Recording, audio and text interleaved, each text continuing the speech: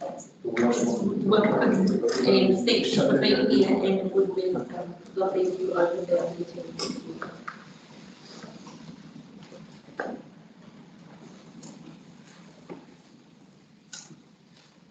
We're going to have a kia kōrero hea, kia wāmana hea me pēhea tātou ta hae wakamua mo te tiaki rei, tō tātou me hapu i nā whera nuka kātou mai me ki hōne i tātou kore nō me mihana. Mai e tukua mai e te takito mai e te kāpu ngāri ki mai te kāpu ngātani wā. Mai e tāpu i atu ki ngā tuawa ni ui i ngā papatu anu kuhirau. Kaupare atu ngā kumu o te wā, kaupare atu ngā kumu o te wā wātia, te arataka tuku o tāne makapirikiri, tēnei te pau o tuku wāruku, tēnei te pau o tuku wārangi, ka whakamauki tai, ka whakamauki uta, turu whakamauka kia tēnā haune kui e tai. Kia ora tai.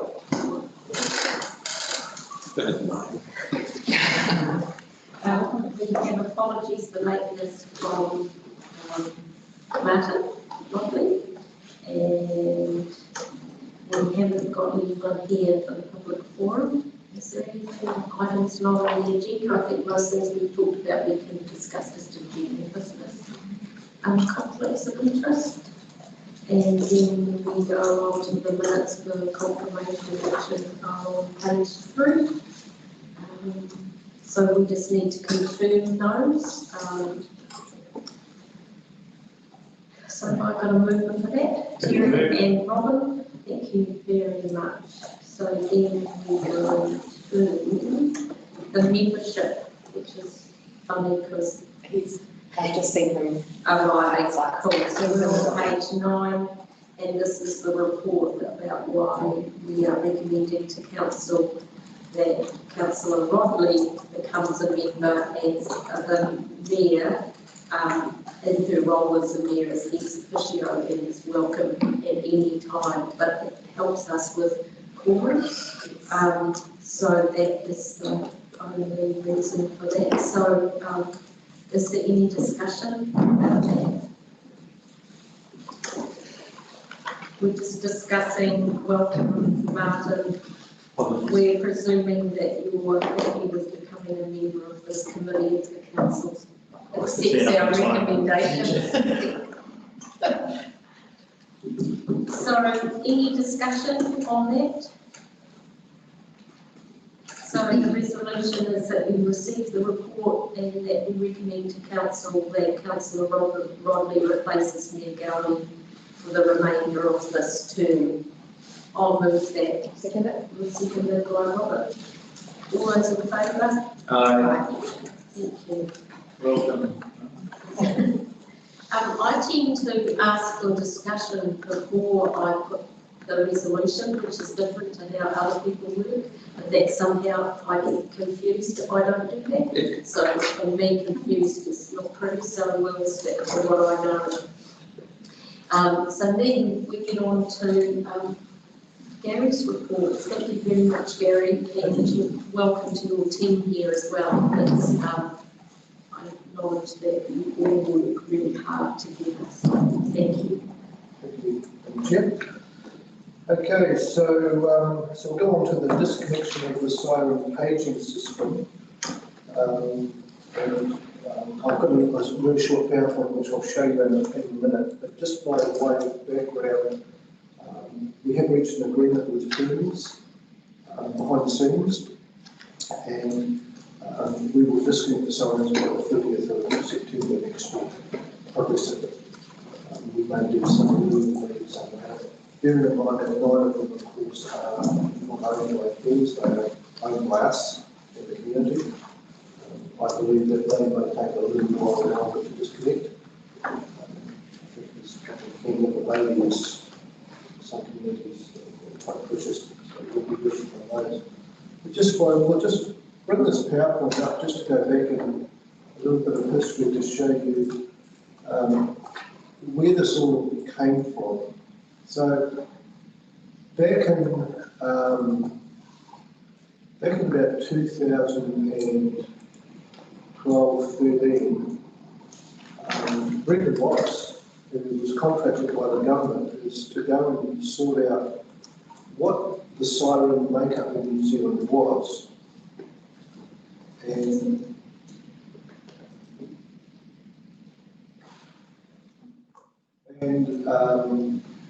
And so what he did is he went around every council in New Zealand and he did a synopsis of what every council's emergency management tsunami siren regulation was. And he produced a report which is here. But there was an accidental regulation last year by a council quite close to us, and that prompted Thames to say there's a risk here. So what we have is on the phone, Julian's, Helen's and myself, we have the numbers on our phone, and we push a button and it overrides the Thames network, and it sends up a single tone, very loud, long-lasting sound, which means evacuate. So the three of us could do it, and there's only three of us, and we have a very, very robust, well-maintained paging system. That wasn't the case in another council, and the alarm went off. And Thames went to the National Emergency Management Agency and said, look, we start having a discussion with emergency management about getting off our system. And then they said, yeah, let's get on with it. So they pushed the button and put the pressure on. And of course, our council is, we probably have the most sirens around the country. And so we were part of the thing. So we either comply with the new national standards as of the 1st of July this year, or we do something else. And disconnection was the option that we chose along with the islands. So that's just a little bit of where we were going. So despite what NEMA wrote to us about, and you see in those letters, they were quite forceful in their demands. But behind the scenes, we were having these very constructive professional negotiations with Thames, and we reached a good solution. So this is what happens in New Zealand. We've got 224 electronic sirens, and we've got 115 mechanical. And so the difference between the mechanical and the electronic is minimal, in that it goes to electrical current as opposed to a paging system. So you can see already there's a bit of a mix. Then we flick across and we say, right, what does each sound say? So let's start far north. So they've got a repeated rapid rise. You come down into the Coromandel, we've got a long continuous sound. Western Bay have the same, and Pointy they did have the same. Way down in Ashburton and Waitaki, they have the same as us. And then you keep going down, Napier, they have a sting and a sting message. So you can already see that we're all, no matter where you travel around the country, you're confused already. But wait, there's more. But it gets worse. Sounds Irish. So when you come to notification, what happens is up north, they have educated their people to seek further information. Ours is head for the hills. So we've got a different sound than Northland. There's a seek more information. We say, yeah. So when Auckland come to see us, as we've said so many times, the sound that we put up is the all clear for Auckland. So right around the country, our only partner in this is Hurunu, way down in the south, just by Christchurch. They're the only ones that have something that's similar to ours. And so you can see the justification in NEMA saying this is not good enough. Let's get out of that. So what we have decided, what we have agreed with Thames is that because we've got a high risk this summer, and we'll talk about that later in the meeting, we're going to get through summer. Let's just shut down, get through summer, start putting some messaging out there. We're going to do this thing in a year's time and just concentrate on the risks. And so we'll get some comms done. Then next year, at the end of summertime, Thames and TCDC, so the Emergency Management Unit and Thames will do a roadshow. And we'll go around every community with sirens, we'll have public meetings, and we'll talk to them, do these presentations, and show them why we're doing it. And it's going to be good in some and will be tough in others, but we'll get there. But with the support of this committee and with the support of council, it gives us a greater mandate to go and do that job. And then Pam has been tasked with running an extensive campaign, which includes public education, new science, which I'll get Pam and Helen to talk about shortly. And this is going to last for 18 months. So it's going to go way through the disconnection period and it will cover 2 summers.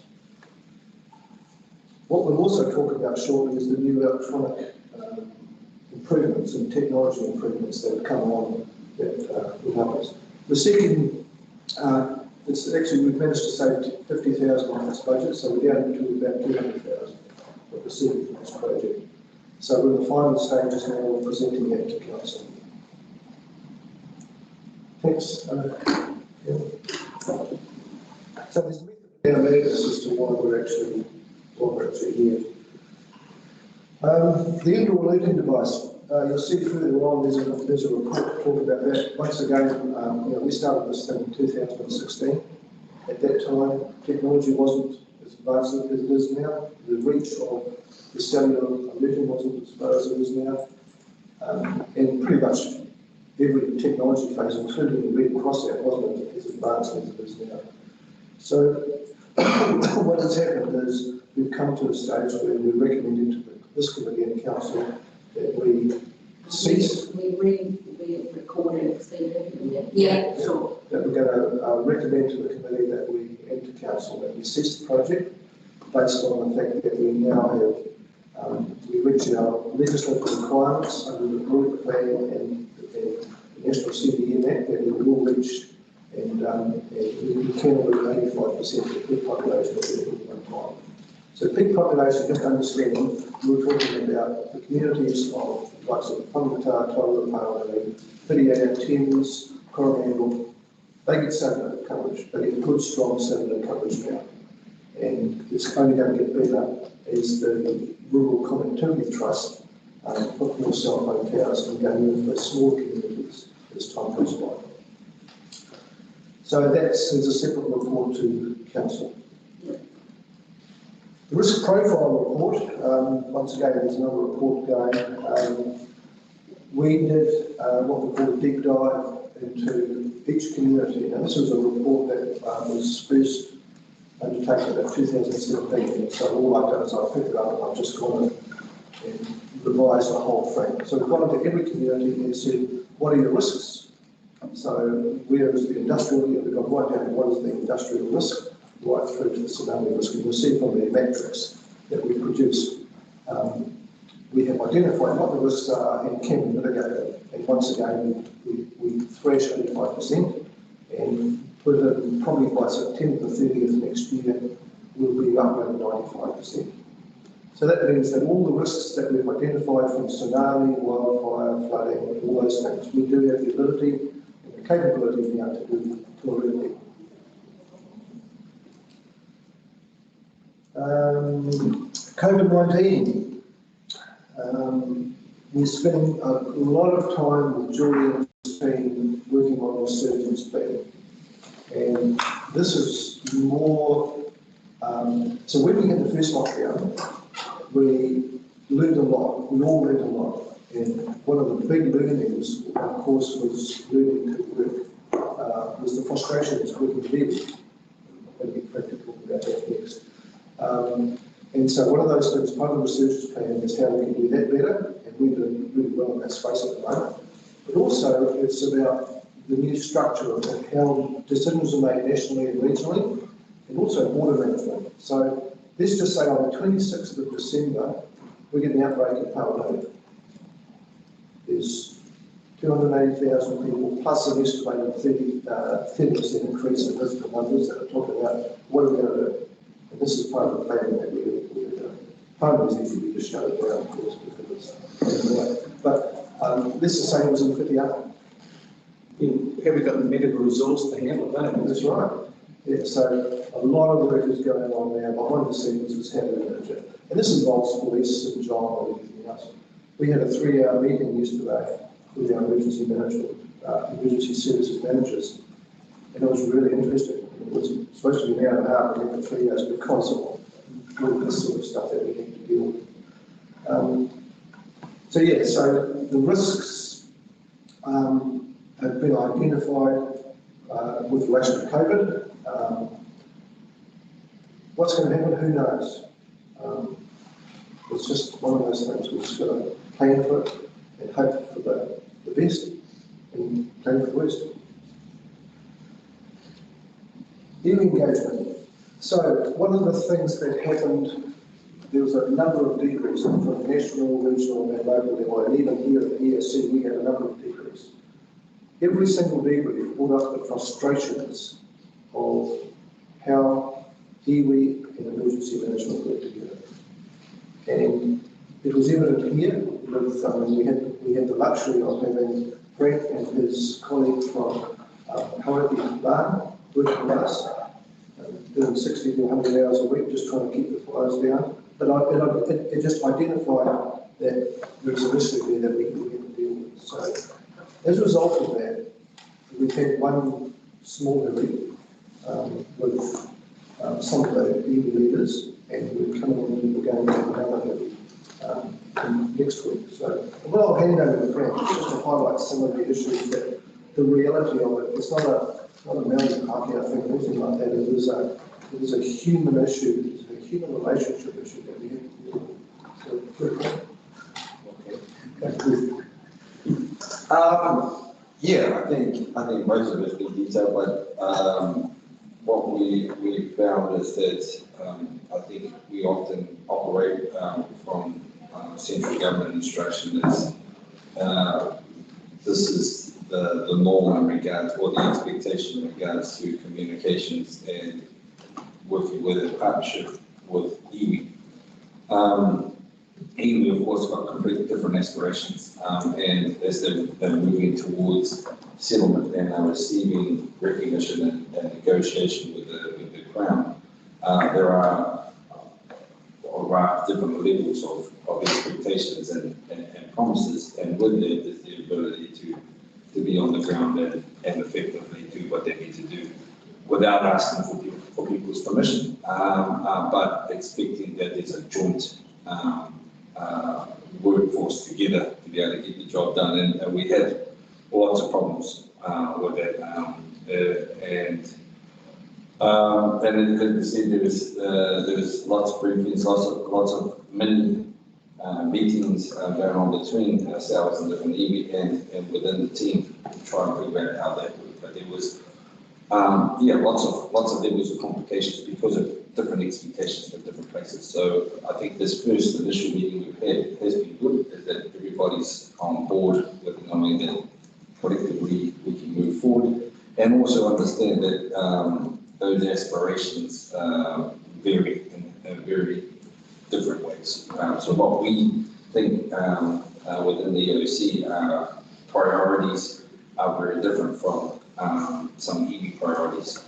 And they would turn things around in water, but also why not focus on other things that we find as a priority. So it's how do we allow them to get on with their job, and they allow us to get on with ours, but also then we work together to get those things done. I think, there was a lot of barricades for them, and I guess also from our work, it seemed like there was a lot of barricades, and so it's how do we remove the barricades and just move forward. But yeah, I think it was tough, definitely tough, but the conversations are really good. There doesn't seem to have removed any sense of resentment and talk about some positive conversations, and they're very, very creative. They've got lots of awesome ideas and good drivers to get the job done. They just need the ability to know that we're all working together and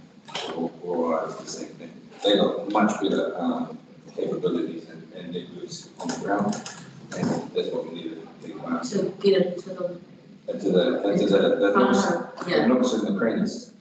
So Frank, how's the response plans go? Do the Marais have a response plan for evacuations and things like that? Are they engaged in that side of it? We're working towards it. Yeah. Work in progress. Just a work in progress, yeah. I think there was initial attempts, Pen talked that much better than I have it. There was initial attempts to, and I think it's COVID itself has been drawn the attention to the fact that there needs to be a lot more work there, and a lot more urgency now, knowing that this could come at any point.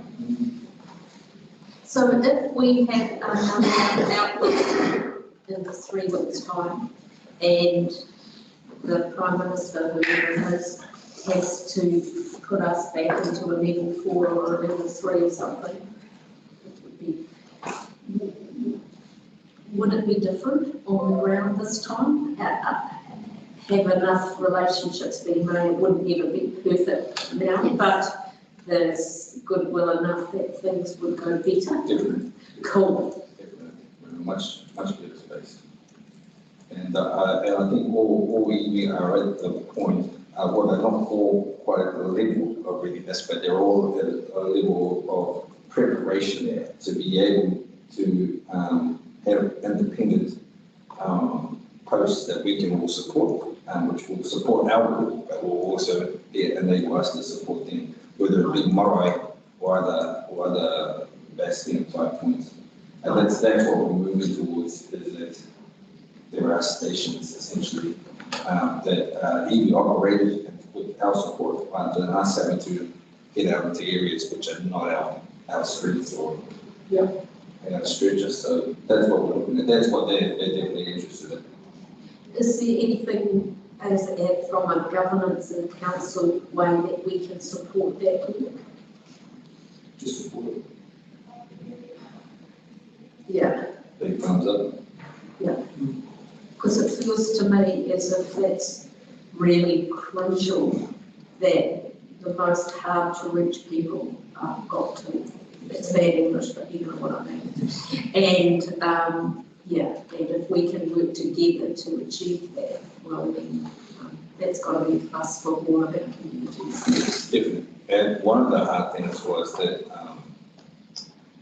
because there was some complications that caused quite a few ripples through relationships, which then affected other operations and projects outside of the emergency side of things.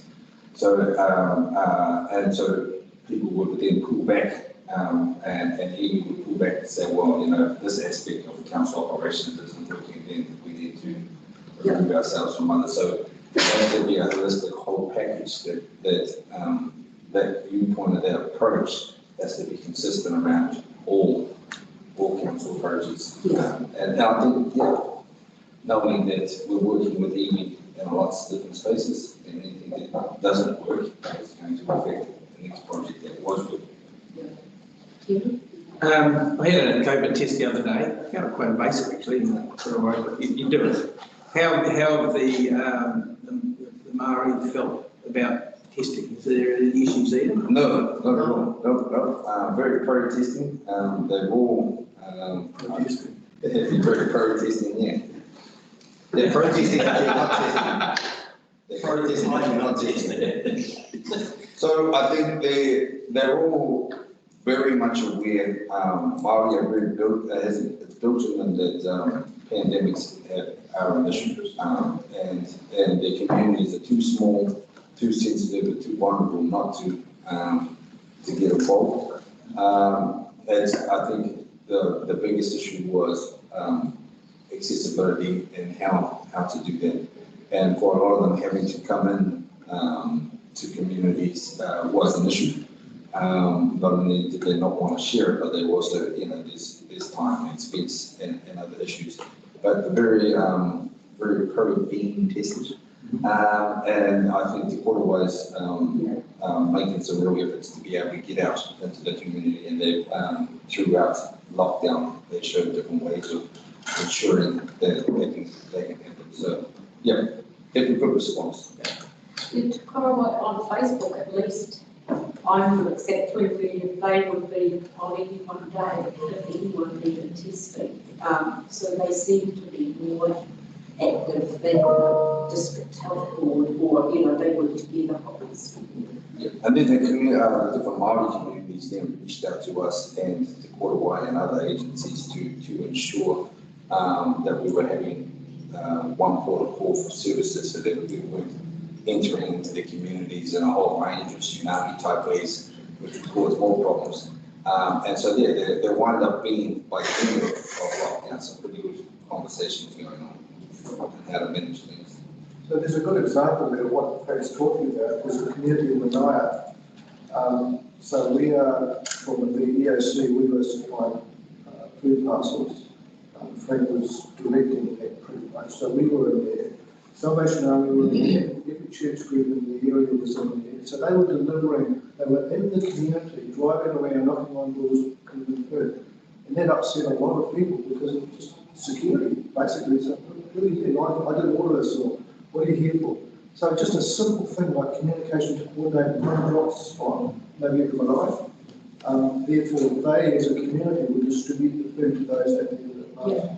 So here we are trying to do a mandated governance thing, so get out here and feed the night. Forgetting some of the There's a things. wrong way of doing it. Yeah. And the other thing that Julian was spent a lot of this time, I know, immersed in the early issues, is that here we like to work on a one-to-one basis. And one of the biggest things we work on the early that we have is communication. It's just talking to the individual area. And so Julian had the dilemma of an overarching, like for example, Tainui, saying we'll provide, we'll inform you about iwi. And then you have iwi saying, well, they don't speak to us. And we have to respect that because that's not the culture of how we work. And so these are the learnings. So I would say, this next time we won't get there, but I think we've got, 15 or 16 maybe coming along to it, which is a really, really good start. And we'll start the conversation. And one of the things that really works for us, of course, is community response plans. And if we can modify that to work for the communities like Manaia, and with better communication systems, and we're going to make progress.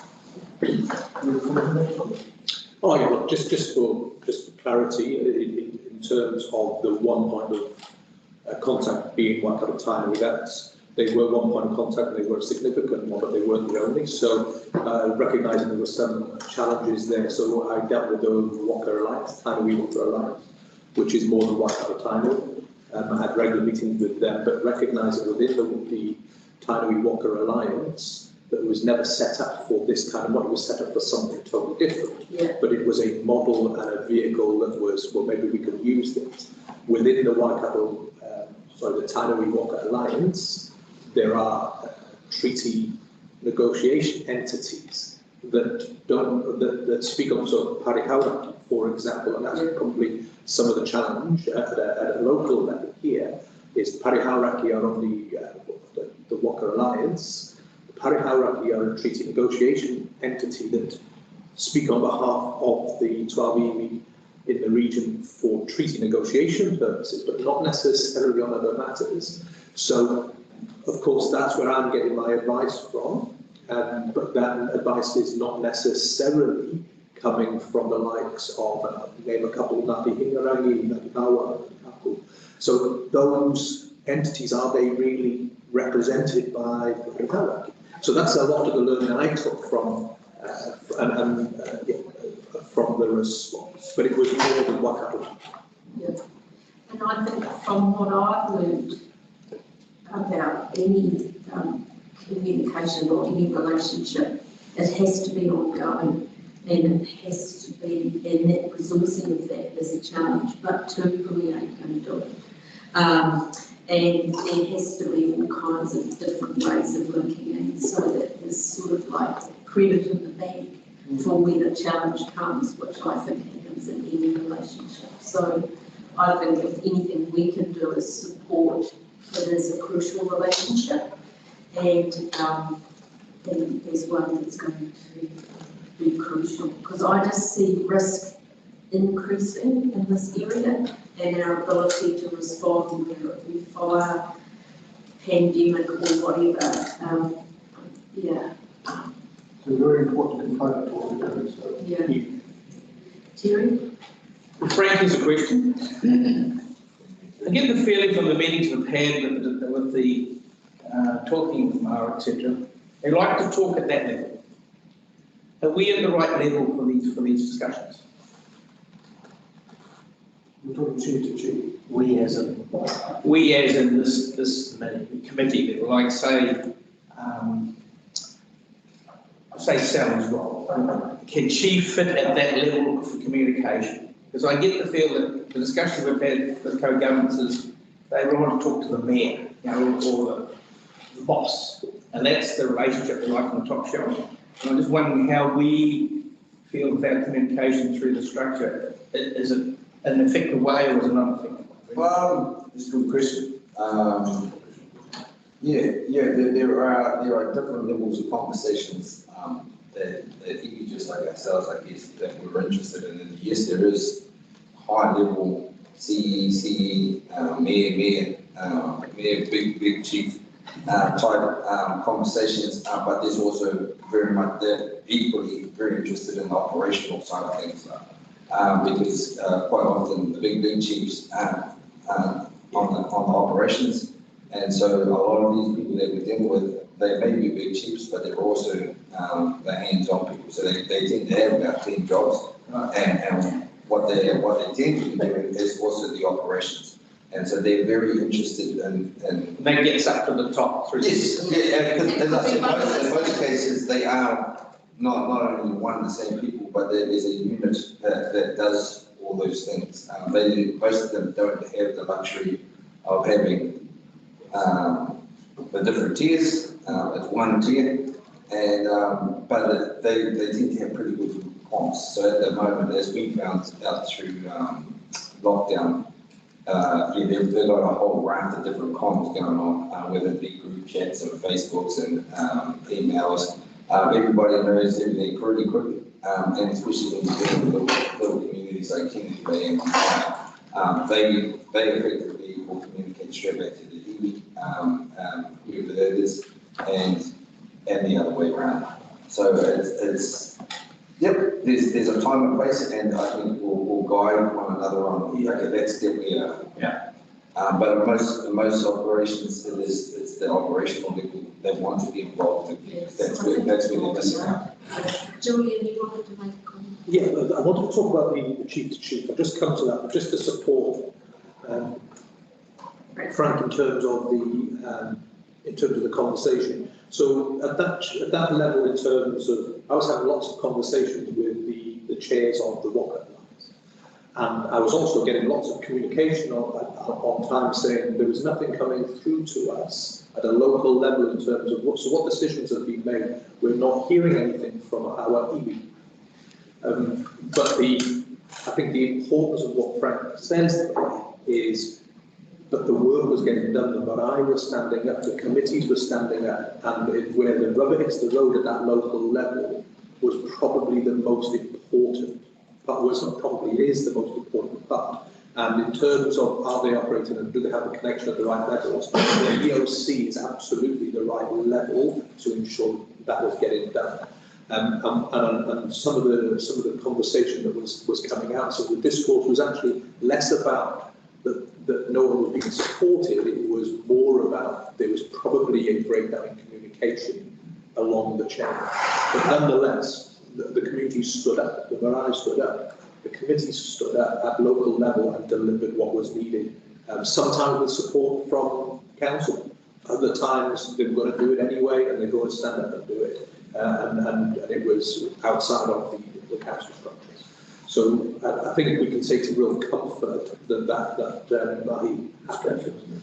In terms of the complexity around the chief and are we at the right level? So there's a little bit of a story behind this, Madam Chair. If you just give me a couple of minutes on this. It is a bit of a long story. I'm going to try and simplify it. So we have regional, local, national structures for civil defence emergency management. And those structures do not, at this moment in time, in this region, embody in terms of we do not have iwi, because there's nothing legally requiring the joint committee to have anybody other than, it's not enabling, it's actually the Civil Defence Act only allows an elected member to sit on joint committee. It doesn't allow for iwi to come and sit on it as an equal partner under the treaty in terms of having voting rights. You can be co-opted on, but that's not, and we do not have that structure at the moment. The central government recommendations after the TAG review, better responses to natural emergencies, was given the option. One of the recommendations in there was to have iwi appointed onto joint committee and to have iwi appointed onto the executive group below that, which is the chief executive. And the central government review rejected the appointment of iwi onto joint committee because it's an elected members forum, but they accepted the recommendation to have iwi appointed onto coordinated executive groups. At the moment, we don't have that in this region, and that's the same for most of the civil defence groups throughout the country. So during COVID, the challenges that you're hearing, we actually did as a region, and accepting and not dismissing the feedback that we could have done better. When you understand that there was no relationship at a regional level, at the governance level, at an executive level, with iwi, a formal relationship, where we got to in a very quick time has been acknowledged and did a really good job. That didn't happen in areas across New Zealand, in all areas across New Zealand. And as a consequence of that, the central government has said, what other structure can we put in place that forces, in essence, the parties to come together, and that includes iwi, that includes mayors, that includes CEs, that includes civil defence, that includes MSD, and other central government agency executives and government, what structure can we put in place that actually forces everyone to work together and ensures that the voice of the communities, etc., are actually understood? And they've created something called regional leadership groups. And regional leadership groups is work in progress for us as a region. And that is currently, it looks like it should be chaired by an MSD or a similar commissioner. That meeting gets chaired by someone there, and then you get the police district commander, me as the civil defence controller, but you also get mayors, and this is where it gets complicated. You get mayors and chief executive onto this committee. So I've got a meeting this afternoon to further progress this, but hopefully we'll get some structure. But my view on this is that my recommendation this afternoon is that we do not put on the same meeting executive and governments. And what we do is we actually say that is where the iwi, that's where the iwi CEs go to, or that level of executive go on to that regional leadership group. Keep that at a really not operational, but a strategic operation kind of view. And then what we do is we get the joint committee to co-opt some iwi chairs onto the joint committee. Now the challenge is still going to come back to what Frank mentioned earlier, which is who is representing iwi of those structures, because the complexity we've got in the Waikato is probably more complex than anywhere else in the country in terms of the number of iwi that we have. Yeah. And so who represents it? And that's not for us to actually solve. That is for the iwi to undertake that korero himself and understand what that representation looks like. If the representation will look as big as iwi want it to be, or as small as iwi want it to be. But that's how we're going to have to chat. So that's at a regional level, and yes, that's important, and that can keep going. And what we're hearing here is our local response to grassroots situation. And so to me, any complex problem, if it's been approached from all angles, well, then that's good. And in my book right now, if we were to have a tsunami or a COVID, the fact that Pam and Helen and Frank and Gary have working relationships with key people in Manoa or Hakatara or whatever, so that can happen like that, that's cool. So to me, acknowledging that work, really important, and for us, absolute support for what you people are doing, because our people at the end of the day are going to need that immediate health, food, whatever they need response. So it's quite an interesting space. I do think that the complexity I talk about is actually local to here as well. And it's because of the party hierarchy structure that whatever the regional governance looks like in terms of representation, then it's really important that and I'm not talking about party hierarchy now, I'm talking about the 12E in this area, are happy with what representation looks like on that committee. And it might not be party hierarchy. No. It might be multiple, or it might be party hierarchy. I really don't know, but this particular part of the region is probably more complex in such a small area than if you go down to Topo, where it's 2.12. Yeah, exactly. We live and work with that every day, and I think that as a council structure, we are practicing getting better at it from all angles. So I want to move on now, but thank you, and whatever support we can give to continue to build those relationships, we're in. And The I'll be biggest saying, issue for all of us is listen to the courier, because they tell us what's going on. It's not just the blanks there. right, let's keep moving. Okay, summer risk. So in August, NIWA and Defence Service made the announcement that La Nina is pretty much confirmed, 60%, which is quite unheard of. We normally get an alert around October, but we get an advisory of what it's likely to be, so they're quite confident. And it's pretty much been confirmed that that's where we're heading.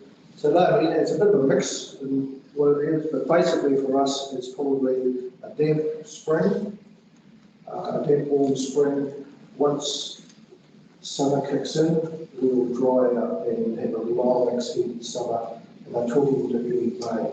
So this summer, the rains didn't come until mid-April, and what they're saying is that we may have longer leaves this time. So what we are looking at is, and it was confirmed yesterday by the Waikato Regional Council, our water table, our groundwater levels are very, very low. We've had a dry winter, and so the aquifers are low now. If we have an extended summer, it's not going to be really help to us. They're not particularly significant rainfall apart from normal to maybe above normal for spring. But that for Fens is an absolute nightmare because it promotes growth and it promotes fuel. So what we're doing is we're now labelling up all the risks that we face, and as I said, we had a 3-hour meeting yesterday going through all of these things. So coupled with that is we've got 2 survey results that confirm that we may get up to 30% increase in visitor numbers. So the last peak population survey was we had around 280,000 in 2016, 17, I think. Yeah, it was about 280,000, so another 100,000 of that. So what that does, it's another layer of risk that we have to think about. And coming with that are issues that infrastructure has to deal with. Solid waste is just one. And then what we need to look at, what we are doing now, is we are doing our summer risk report for the CE. So he gets the CE in November. And this time, and on the 1st of November last year, we had 70% of our staff were away during the peak period. So what that did is that meant that if we had to respond, the risks within TCDC to manage a response were 70% less than they were. But in saying that, I mean, Helen and Pam, and I'll talk about this in a sec, that we've done extensive training with really up the ante on training. So what you can see is we are coming into a very high risk area, and if we look back last summer, comms, everybody was putting out extensive fire information and, you know, look after yourself and visit us. And they're going to have to do that again probably too long. Alongside that, we've adopted, as you know, Thames-Coromandel has come into the fold, and they've got very, very good communication training. And yesterday we spent a good deal of time with the entire comms team over there in the meeting, working out a collective communication system, because Fire have got Facebook, DHB have got Facebook, we've got Facebook, and what we're talking about is working out with comms is, if there's a message from civil defence, we'll all put it out on our platforms. So that's just one thing we're looking at. So we've got a lot of work to do, and Terry?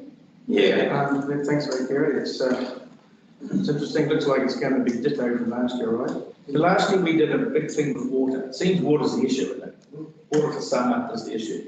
And we have to go to town and pick up water. Have we got any water harvesting plans for this year? To think about where to get water if we need it? so I'll defer to Michael, because we're just about to launch a campaign on water tanks installation. Yeah, I've been exposed to this too, but my understanding is that the regulatory team is making it simpler for people to put in rainwater collection tanks. You install every has work. Just I don't know that kind of detail, Terry. And that's not going, let's get real, that's not going to help for this year. Yeah. So I think my concern is that, and as well as water, I think for me, there's also fire. And at the end of the day, by the time someone's lit a firewall and a potery's gone up, and we try and sue them for $1 million later, that's a waste of time as far as I'm concerned. Somehow we have to convince people about fire as well as water. And I feel really worried about that, because, you know, just a really practical example, my boys in the swamp of it, and, you know, just they're thinking they won't even be able to take any sort of like machine with a muffler or anything into that area, because it's just too dangerous. And then a lot of people don't think like that. we just had electrical fire too, just in Waihi, and on the town. Yes, on the foot, on the road. And we didn't have a water truck, so we had to drag the water truck in from Waihi, and they bought some stuff from Hamilton as well. So, yeah, so I just think with our resilience, is there any storage tanks that we can fill for water, like an old milk station or dairy company? So we're talking to Defence Terry about bringing some water tankers on, but where we locate them, Lucas Law will say that they're 100% what we are doing though is we are putting a lot of messaging out around fire risk, and we're going to go really, really hard on that, and just bang, bang, bang, because we got away with, we only had 3 small fires last summer, I know. which was amazing. I'm thinking more about not the fires, which I understand is important. It's about the resilience of the people running the water. Remember last year we were trucking water all over the show? So we're going to be doing So that. instead of having tankers here, is there a resource that we can get a large vessel that we can fill the water so it's ready to go? That's an infrastructure issue, that's probably in the long-term plan, it's very, very expensive. We have talked about this, but the thing is, you get a storage tank on the top of the hill for a community, it lasts half a day. And if there's a fire, it'll last a couple of hours once it's thrown. So, Well, I know the reservoir at Whangatā is 1 million litres, just a water timber tank.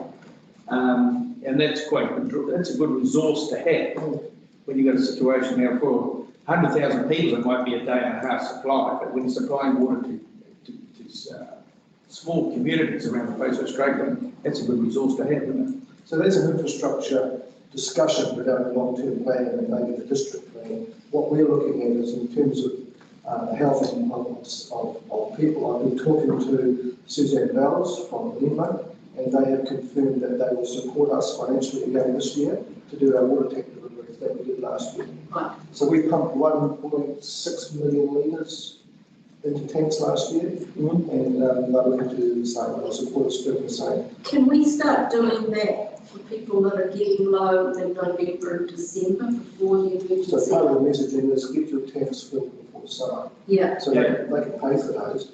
What we don't want to have is the experience that we have had in small communities, is they're drawing water out of a contaminated stream to drink. So they're pumping it It out. really is the communities we need to support. Yeah. The big communities have got structures, they've got resources, The small ones, the ones we need to. And none of the ones that we're focused on this minute, so. Okay. Martin? So I just had a query. Is there any way as a district that we can, I know we can do banning things like, use of sprinklers and hoses and stuff like that. Is there any way we can do a ban on fireworks? One thing that really concerns me is that one of our community boards, now I'm not going to say who it is, in the community grants gave a substantial sum of money for a fireworks display on New Year's Eve. And I just think, what on earth are we doing? Why is that even considered a little bit? Even if it's done out at sea, all it takes is one dodgy skyrocket, and to me it's just like, it's unbelievable. We can't be, we But try. if anything happened, and then council would, that grant came from the council, yeah, I see our risk for that is just enormous. So that's, I don't know how that would work, but yeah, it just seems unbelievable to me that, yeah, that we're doing that. But anyway, I just thought about that. Right, thank you. I don't know what community it is, but we'll move along. Okay, so that's your report for now, but we're going to do the emergency management, are we? So all I'll do is I'll just finish off with Yes. Thames-Coromandel. So they are certainly engaged with us, and we once again they attended yesterday and took part in our we believe they're going to be a very, very good resource for this district. Promoting everything, when it's safe driving, alcohol consumption, everything, Yeah. as well as things like fire and those sort of things. So Madam Chair, this is my report. I'll take that as. Cool, thank you. We'll receive that, and then we're going to go on to the work program. So we do the work program, Marcus. Well, I think what I'd like to do is the work program, move that to the end of the agenda. Yeah. Because I think we probably need to discuss some of the items a little bit more. Right. So can I suggest we get through the reports, Madam Chair, and we go to The tsunami one? the tsunami paging science system. Okay. Go. So I'll take this report as read. I've pretty much explained everything that we need to discuss. You've seen in the attachments there's 3 letters. One from NEMA, no response, and another one from NEMA. It has been decided that we're not going to respond to the last letter because we've already reached agreement with fees that they want. So I'll take that silent paging system report as read unless there are any questions. So we will receive that, and the resolution is also to approve the staff recommendation to implement the disconnection plan. Have I got a mover for that and a seconder? Martin? Martin can't, sorry, you're not doing your official after council has done the. Sorry. So, Jerry and Robin. And I just want to, all I want to say about this is I feel sorry for the comms team over Christmas because there is so much information that needs to be out there on so many multifaceted, and we're going to be long-term plan consulting and how you get clear messages out so that people are actually listening and not lazy. Will be a huge challenge, so I just want to acknowledge that, but to me, this work is absolutely crucial, it's core. Who's pulling them down? So we have a contractor called Cordia, and it's the same contractor as Who gets the sirens? Who gets the sirens? Do you want one? Yeah. They actually physically say all we are doing is we have a pager system which is just a little wire. It's just like a vasectomy. It's just Oh, that maybe eyes water. It is that, it's only, so the sirens, the physical sirens remain. What happens to Whangamatars one? We don't know, we have to consult with the community. We do not want to cause confusion by having an old fellow with one in his backyard to set off. That's a call for the cows. So, you belong to Parliament. nice little, So they're just going to disappear into the. they're just turned off. They just need to take off. Oh, you can leave them there. We because they're Well, still, we haven't consulted the community, so they may, I don't know, we don't know. I'm not going to put anything in the community, so. could be public art of the Thames. Next to the bomb. Right, we're trying to concentrate here. So we'll be going back to council with this plan and, yeah, it's taken quite a lot of work to get to this point. And it's ongoing, isn't it? Because we have to keep working on increasing our percentage in connection. And I was just so aware of that when that lake, that community went up in the South Island, we were talking about that earlier, just minutes, say, seconds away from loss of life. Yeah, huge. And I can just know the communities around here that are vulnerable to that kind of intensity that fast. So Lake Elmore, they had a community response plan that we activated. Yes. That's why they all got out of line, and they knocked on each other's doors, They had horns and, yeah. they knew what they were doing, so the community response plan works. And I think for me, that underpins it's all well, and I know there's a load of work done here, but it underpins the work that's on the community coverage, because you can hit a threshold of 80% or 85%, but if a whole one of those 15% is, or part of that 15% is a whole community based on demographics, or a whole community is just totally not connected, morally and ethically, you've got to ask yourself: does our plan cut the mustard? Legally, it might, 85%, all the people, all the rich people, the phones and all the rest of it that come over, you've hit the nail on the head. But that 15%, if it's leaving marginalised or otherwise vulnerable communities wholesale vulnerable, then... No, we're not going to be doing that. No, I know it's not, I'm saying that. Yeah. But it comes back to that. Okay, thank you. So then we go on to risk profile. Risk profile report, so as discussed in my report, the key things for us, I mean, the key risks are tsunami, earthquake, wildfire, storms, pandemic, drought, hazards. And so, once again, the overlay goes in each of our communities and we get a risk profile with it. So, as I mentioned, we can manage those with all the resources we have at our hands now, and it's only going to improve as time goes by. And we can never underestimate social media. It is often hours ahead of us. So it isn't reliable. Well, it is reliable in some, like Frank and I worked together on groups of young people who they mightn't have much at all, like Frank, but they've got a cell phone and they're not going to leave grandma or their auntie not contacted. So I think that it's as reliable as our formal methods. And I think what I'm hearing is we need multiple layers of all kinds of, there is no one magic bullet.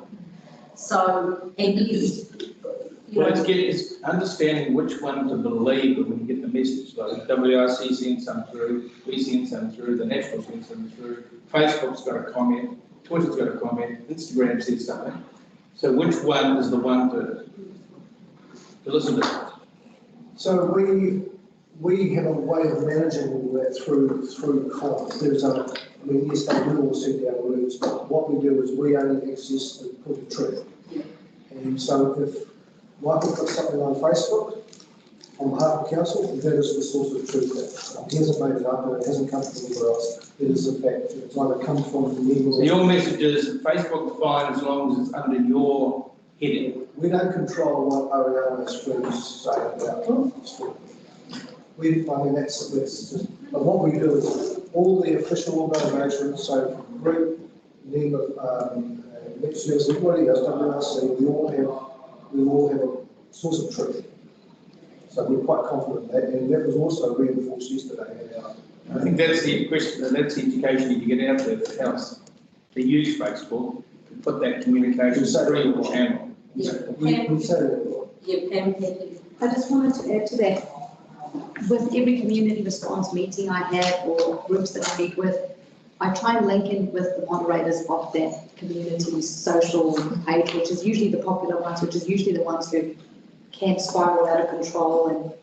But having connections with the person who runs those page or people who runs that page, I have meetings with them and say, share anything we share. If I can't get you fast enough, shut things down. If you hear, so me linking in with the moderators of these local pages, I think is going to make a big difference because they don't know, same question as you, where do we go for the truth?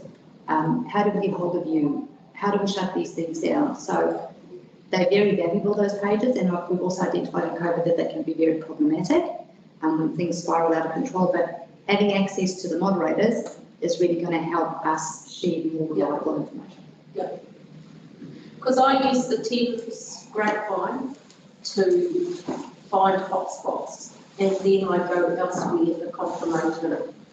So, you know, the road's blocked, you know, blah, blah, blah. Yeah. And then I go into the police site. And so I think so Pam having a handle on that's really important. Yeah, that's a good. No, we're going to run that space. Yeah. So, What do you call them, moderators or something? Yeah. People that can turn the conversation off on. Yeah, they delete the negative comments or they stop things before they spin out of control. So is there anything else on the risk that people want to, because it's sort of, I was really pleased when I read it that my hair was already grey, because I thought that's quite a lot of risk to handle. So I just want to acknowledge that we live in an area of high risk, and it seems that for whatever reason, that's increasing in intensity and frequency. And so we've just got to be prepared for that and support each other through that. And I think we're more susceptible to now to drought than we are to flood. Flood, we've done years and years of understanding and, you know, that you can drain and do drama. But drought has brought on a whole lot of new risk, I think. Yeah. And with fire becomes a real major, because we just haven't really considered it in some areas. It's, we've got, you know, thousands and thousands of hectares of forest around us, all ready to rock it, and some of the places we can't even get into. So I just asked that question around drought and fire. You feel comfortable that we've got resilience? we've got as much resilience as we can capably provide, yes. The thing is, what we do is we have the capability very, very quickly of calling them cavalry. Yes. So if, for example, one of the things we haven't discussed in any length is the marine heat wave that's on its way here. So the water is going to be like a tethered bath. You won't have to rinse it on Ontario, it'll just be straight into the rain. But what that does, it creates a storm. The last one that we had like this was in 2017, January the 5th, I think it was. John was here, and he decided that I was thinking he had this gig, and the Thames Coast Road got away. So that's what happens when you have very, very warm waters, tides, a storm, so those sort of things. So climate change is the biggest issue that we face, and it's just how to deal with it. And I think that, correct me if I'm wrong, but being able to call, I might get false sense of security that helicopters can take water out of the sea and dump it onto the land if we have to, and there's a lot of sea around here. So it's that use of the cover, and you use that quickly in the Town incident not so long ago. So it was confirmed yesterday, there's 2 choppers sitting here over summertime, and they have their monsoon buckets with them. So unless they are doing private work, they are sitting on the pad with the monsoon buckets attached. So they can operate within minutes. And so as from, I think it's this week, isn't it, or Fens, they don't have a first or second alarm, they go straight to a second alarm, which in many cases activates a chopper. So if there's a bushfire, while they're responding and driving up to it, they'll call the choppers regardless. So there's all those... I think it's what happened in Wamatā, they scaled up quickly, Yes. made a big difference. That's right.